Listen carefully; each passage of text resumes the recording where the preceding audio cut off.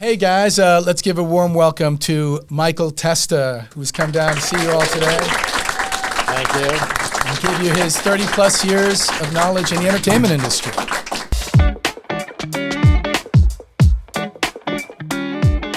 We're so happy to have Mike Testa here today. We'd like to show a little clip of some of the things that he's cast. So, not to embarrass you, Mike, but here it comes. There it comes.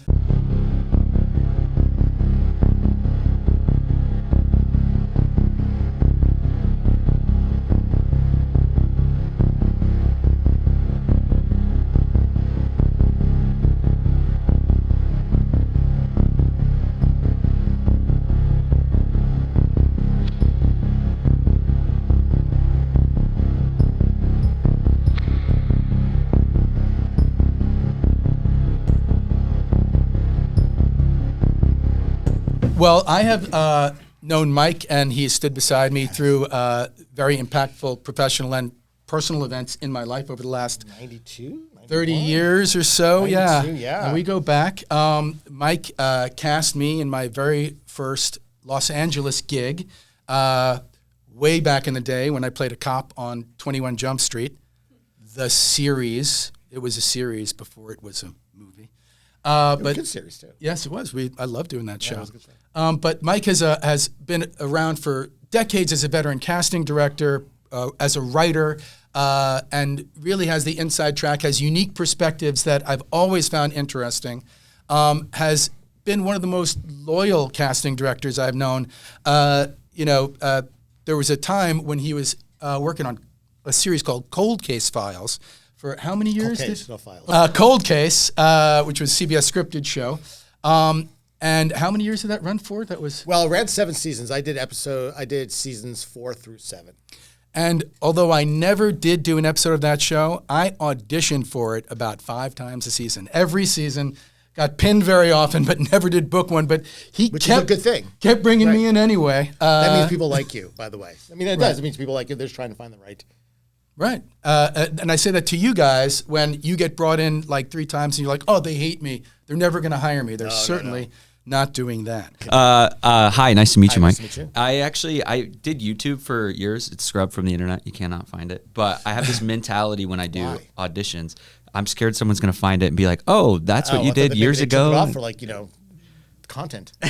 Hope not. But I'm hyper aware of like attention spans and like seeing the analytics and like that TikTok mindset of people lose interest in seconds. And so like I like to incorporate not only like do the work on the script and like know the character and do that, but also to incorporate things like maybe I'll use a prop sometime. One time I watch that. Yeah, but those are the times when I go outside of the realm that I feel like I'm getting the callback, getting the attention. I'm curious how you felt about that, and then also like what loses your attention in self-tape. Well, it's funny. I have a very short attention span. I always have, and so that's why I always say to every actor, your first 30 seconds of a self-tape audition are the most important. And always act like read it to one person behind the lens. Connect. One person. Just think about it as one person, if you can.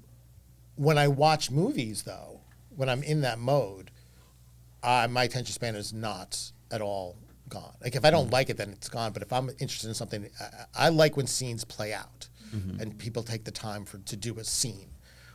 So it's not really short there. But I think that's what was the question again? Basically, is like how do you feel about incorporating like props or like going outside of the boundaries? I'm not a huge prop fan. Got it. I don't think that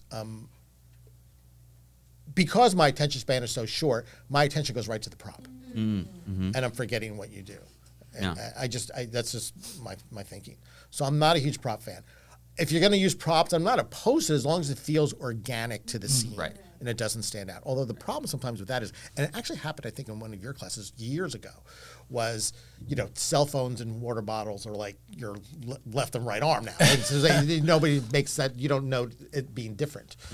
But one girl got up, she did a scene, and she had a water bottle that was shaped like a flask. And it was so different. I'm like, oh, those are really cool. Remind myself to ask her where she got this, because if I line them up in my Etsy.com. right, exactly. If I line them up in my refrigerator, they'll look really cool. Blah blah. And I completely forgot what she was doing, like completely. Yeah. Because I was focused on the water bottle. Yeah, don't get used by your prop. Don't get used by your prop. And sometimes people use it as a crutch. You're absolutely right. They get it, and it just takes away from what you do. So be judicious about it, but as long as it's organic to the scene and the character, then I think you're fine. You know, but it's like anything else. It's like movement. You know, it's got to be organic. You know, people always ask me all the time, I don't know what to do with my hands. Well, you don't know the character. Certainly don't add it to just add it. You know, Right, it's like, exactly. I mean, I hear a lot of casting directors say, I hate props. I hate when actors use props. They're so distracting. That being said, some of them use them very well. Yeah. You know, it's like, make sure you're doing it right. Yeah. And if it's again, make sure it's important to the scene if you're going to use it. It's like if you're sitting at a bar, I don't need to see you drinking because I get it. Right. You know what I'm saying? Yeah. But if it's like, you know, if it's something like the character smokes, like if that's a good a thematic part of that character, I don't give a shit. Light up a cigarette. Who cares? Gotcha. Cool. You know? Ooh, controversial. Cigarettes. You ain't in his house. Go ahead and smoke. I don't smoke. Thank you. Who online whole has family a smokes. question? So first off, thank you. God, like a trial in the future. I was just wondering how important you find it, or how important you think casting directors find it, that an actor in a self-tape gets the correct, like, understanding of the character from the script versus portraying maybe a different version of it, but still making good choices throughout the scene.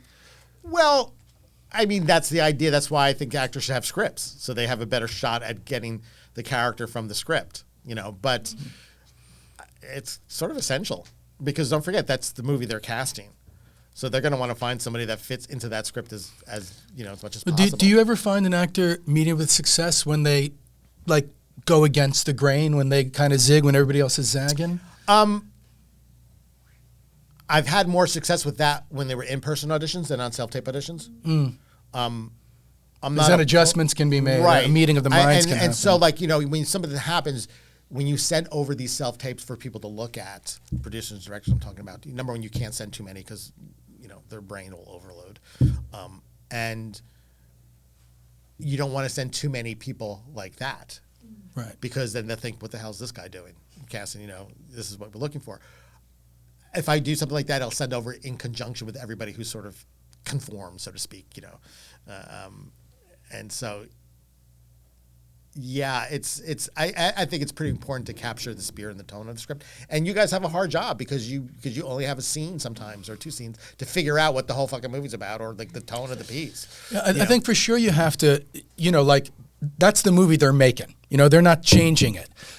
Still within that, you can find an interesting beat to take, a moment of reflection. You see something somebody else doesn't see. You know, there's stuff fine, for sure that you can play that's not in there. Sometimes, you know, it may say beat in a specific spot, and you may go, you know what? I feel that it might play more impactfully here. You can do that, but you know, I wouldn't go in and like. You know, like he said, if you're in Altoona, Pennsylvania, all of a sudden be a French guy. You know, I don't think that's going to play. Altoona, isn't really they found that guy? That's why it popped in my head. Yeah. Altoona. But also, too, I think a lot of things to focus on in sort of conjunction with that, when you do your self-tapes, a lot of actors just forget about tone, the tone of a piece. Tone, to me, is super important because it's like, you know, you're putting a jigsaw puzzle and all the pieces are red and all of a sudden you get like a black piece, like, oh, it doesn't fit. You know, you have to really figure out a tone, and sometimes it's hard to do with the scenes you get, but look at, if there's a director listed on your breakdown, look at the director. What else have they done? You know, you can be auditioning for a horror film, but depending on who's directing, it can be vastly different That is tones. such fantastic advice that we have espoused for years too. That's so smart.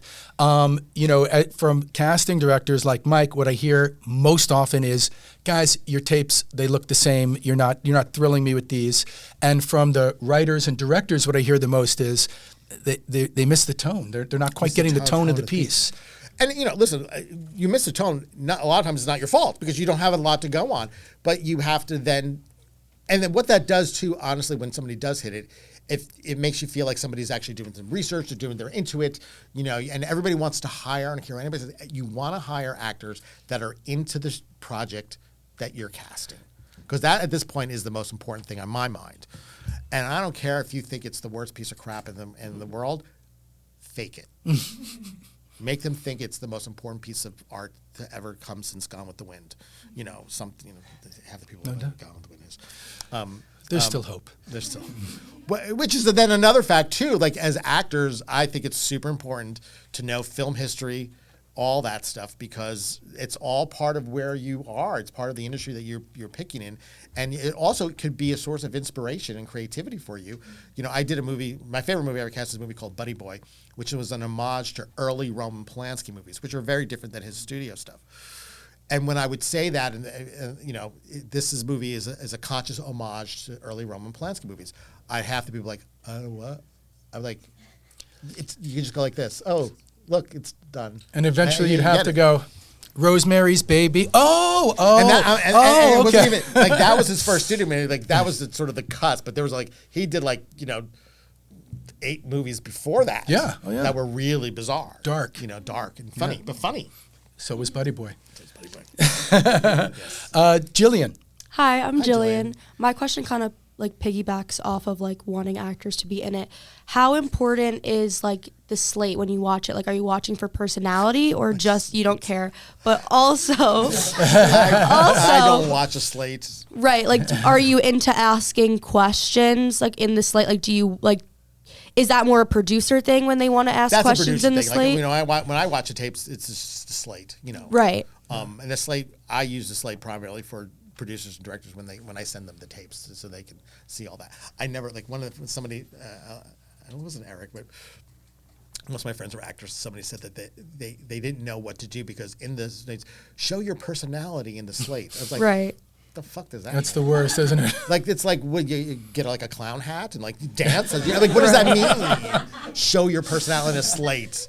Yeah. It's like, I think it's totally, I think most of nowadays, we used to go in the rooms. They used to get kind of a little bit of a sense of who you were. Exactly. So those questions now are just more to see who you are when you're picking through Crafty, the jelly beans or whatever, and, offset rather than Right. to help you get the right. gig. And it just Which like, you're normal. I never understood that. I was like, if somebody wanted me to do that, I was like, I'm not doing that. Like, I'm just it's just stupid. So you I'm don't not gonna be care. like this. You just watch for the info and then pass it on. Yeah, and if you want to get to know somebody, to go out and meet them for coffee. Right, have 'em like come I'm over. saying, which I always promote more as a callback than sort of doing the scenes again. Mm-hmm. I've been very, very lucky. As most of the things I've cast since I've been doing self tapes, I've been off of just one tape. Very few callbacks because I there's something about a Zoom callback or it just doesn't work for me. And I always say, and this is how I used to get away with it, I tell the directors, God, no one's going to hire me or people are going to get up to this trick. I'd be like, if you see something, you're the director, use your talent to get them where you need to get them, and then they'd be, oh, okay. And then but like go out and then meet for coffee. And that at works. Starbucks. And then meet them for coffee and then you get a sense of who they are if you can live with them and that kind of stuff. So. Right. Right on. Thank you. Dylan? My question for you is, if you're casting for a very out-of-the-box character, something that, Okay, which I specialize in. yeah, something just, it couldn't be run-of-the-mill. The character's just, it's written very specifically. Would someone, if they have fewer credits or a more extensive resume, grow to help them or hurt them? On which end do you think? I don't give a shit Really? what you do before. If you're good and I need you and it's a specific character, you're my new favorite actor in the entire world.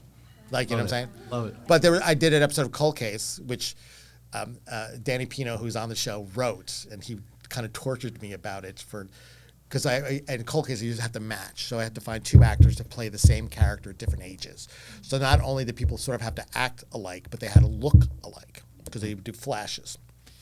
And he came up to me in episode, I think it was like 4 of the 6th season, and he goes, oh, by the way, I'm writing episode 16.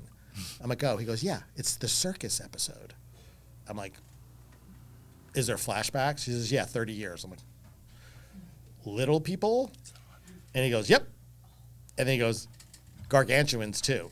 I'm like, do you even know what a gargantuan is? He's like, it's a really big person. I'm like, no, it's not. Because I had actually done gargantuans for Buddy Boy. Right. And I said, they have specific deformities. I said, what's the older one like? He's 69. I'm like, they don't live past like 50 because the weight hurts their internal organs. So I sent out the breakdown.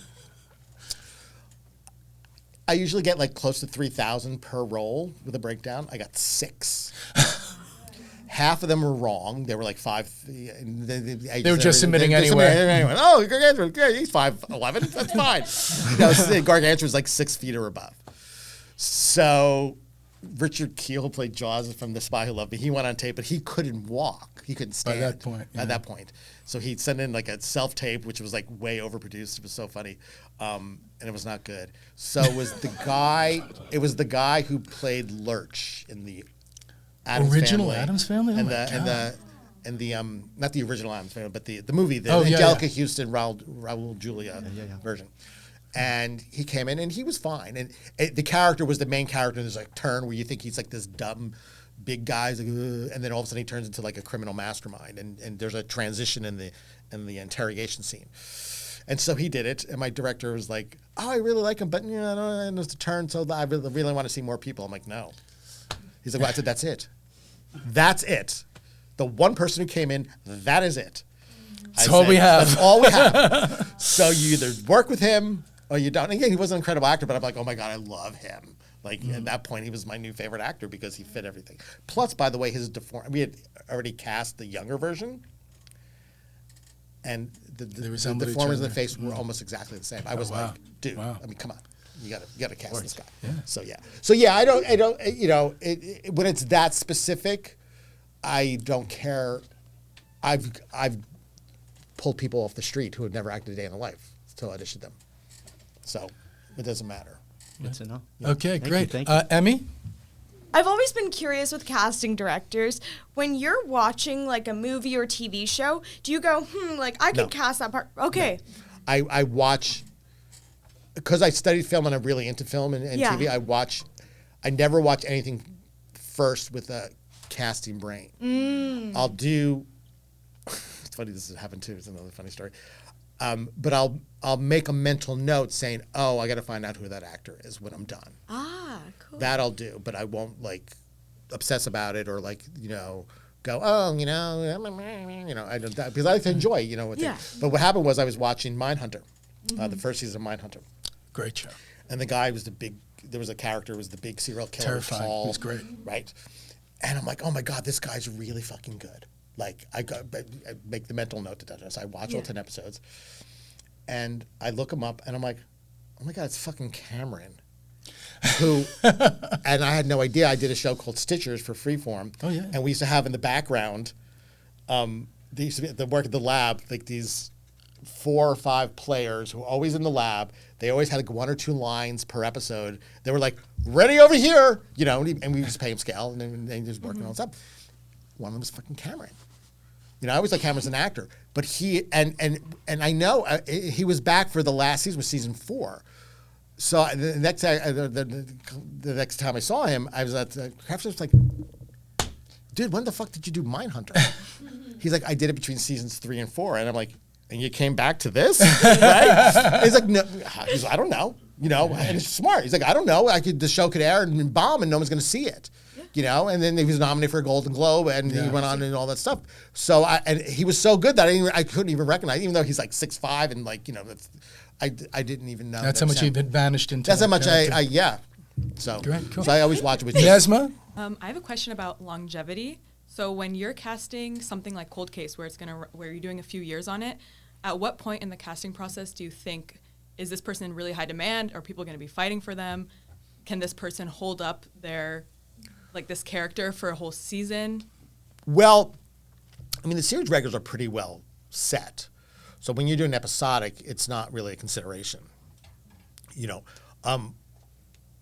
But longevity in terms of, I'm a big one for like your energy and your self-tapes.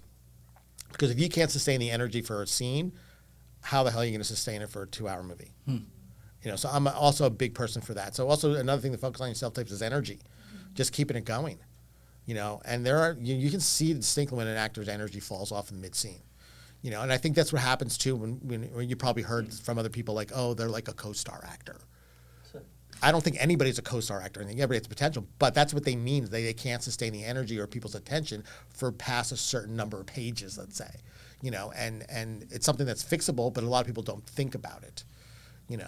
And that's that's where I think longevity comes into play, especially in movies, because one of the things I always ask myself if I'm casting leads in movies is people going to be able to carry the attention of people for 2 hours? Because they're on the screen. If they're on the screen every single page of the script, you got to be able to keep people's attention and keep people's energy and focus. Yeah. So, and it comes into play when you're casting series regulars, obviously, but it's energy. It's someone's energy. I've cast a lot of series regulars in my career, and it's just sometimes it's nothing that's sort of tangible. You just feel it. You go, oh, that person. Yeah, there's a famous writer-director named Vakhtangov, and he used to say, I can tone you down, but I can't tone you up. I can't tone you up. If you go in, if you go in there and maybe you're a little too broad, a little too amped, a little too over the top, you can go, wait, I can work with this. Right. But if you're flat, they're not going to imagine your performance. And like I always say, I tell some of my students is if you ever audition for a boring character, it better be the most energetic boring character ever, because that's a very hard thing, obviously, to sustain and translate to film, because people just like tune right out. But there's tricks of the trades, little movements, little head movements, something that keeps energy going. So instead of thinking of longevity, think really about sustaining energy in all your self-tapes, no matter what it is. Great. Right on. Thank you. Last but not least, Kyle Love, come on up. So my question to you, Mike, well, actually, David always preaches having a good moment before in our auditions. And what do you mean a good moment before? Yeah, like having like a few seconds before you go into the scene. With not just to start the scene. Like if you have a scene where you're that's pretty good. That's recognizing something from a will to recognize it before the scene starts. Right. Yeah, it gives you the energy the very up front. Right. Yeah, so I guess my question is how important is that to you? And like, I've never heard of it until now. So apparently not that important, but I'm like, that's actually a really good suggestion. It keeps the energy before, again, I don't think outside of what I see. Okay. And so that's the actor's job. A follow-up would be, so if somebody were to like maybe ad-lib a line right before they enter the scene, would you just automatically skip that? The ad-libbing of lines is a very tricky thing for me. I'm sort of a word perfect kind of person, especially being a writer as well. And I know I always say, unless you're asked by the production, go off book, it's fine, we're fine with that, don't. Right, and there's also a difference between ad-libbing and playing a moment before. Right. Like if you're, let's say that your character's trying to buy beer in the liquor store, and you get shut down and you walk outside and your dad's waiting for you. Well, if I'm doing that audition and my dad's over here, I might play, yeah, well, fuck you. Hi, Dad, so that I have something strong at the top that's going to hook my audience and make Mike take his finger off the next button. But it has to be something that works. Once again, like I wouldn't just do something to do it. And during the scene, I pretty much agree with Mike 100%, where I say, don't add anything. When actors ask me, can I add this? My answer is always the same. It's always, yeah. But it better be a winner. You know what I mean? If it's not, you're done. And you don't want to take the shot or the chance that it's not a winner. Yeah, I wouldn't. I actually had this morning with a student, and I hate fucking buttons at the end of scenes. Again, being a writer, because a lot of people can change the tone and change the character with just one word. They really can. Risk. It's always a risk. And then I always say, don't take that risk unless you're asked to, because it's just another element that you have to control. And she added a button that it wasn't funny. She thought it was hysterical. And then I'm like, okay, well, she's not that funny. Oh. Because that's where you go. And what happens with writers is they're like, okay, well, she's already adding words. Like, why is she doing that? They don't, most people who look at this stuff, writers and directors, they have one job to do. They're not thinking about your process or how you do and how it makes the scene better at this point. They're not. They're looking for the character. So so I would hasten to add to that like I used to do a lot of voiceover work, and when you would go in and you would be voice of the company, you'd say, here at Mutual of Omaha, we blah blah blah blah. You can't add a thing. But if you're doing a radio spot where it's two guys, drinking or whatever, at the end, they expect you to add a button. If you don't, the guy's going to be looking at you like, dude, why didn't you? Feel like more of a commercial kind of thing. Or even a comedic kind of thing. But like Mike said, you can add something that you think is side-splittingly funny, and it can just fall flat. So it's a risk. It's a big risk. So I always say avoid it unless specifically directed to. And I've done 2 or 3 projects where it was like the director, says, if you feel if you need to go off book, go, go and improv and whatnot. That's fine, and I get it. And but when it's not, make what's on the page work. Do you have any advice or kind of 2 cents for actors of like what can they be actionably working on a day-to-day basis outside of obviously? I would use plenty of places online where you can get scripts for free. Download them and read them like you read a book. Because you'll get into a certain rhythm. I've read so many freaking scripts in my life that a lot of times when I'm casting something, if I'm casting, with somebody like Zoom or, I've never looked at it until then. And so, but I can pick it up and get the tone of it because I've read so many scripts. I get it. There's not that many fucking original stuff out there. There's nothing new under the sun. It's just done a different way. Some of it's done better, some of it's done worse. So you'll get and you also get a sense of rhythm, the rhythm of a romantic comedy, the rhythm of a screwball comedy, the rhythm of a high-end, elevated horror film. You'll start picking up all the little subtleties that a lot of actors do miss in self-tape auditions automatically. So just find a bunch of scripts that you like from movies that you like, or you want to know, and read them. Read them like spend 15 minutes a day, and you'll start getting a sense of it. Thank you very much.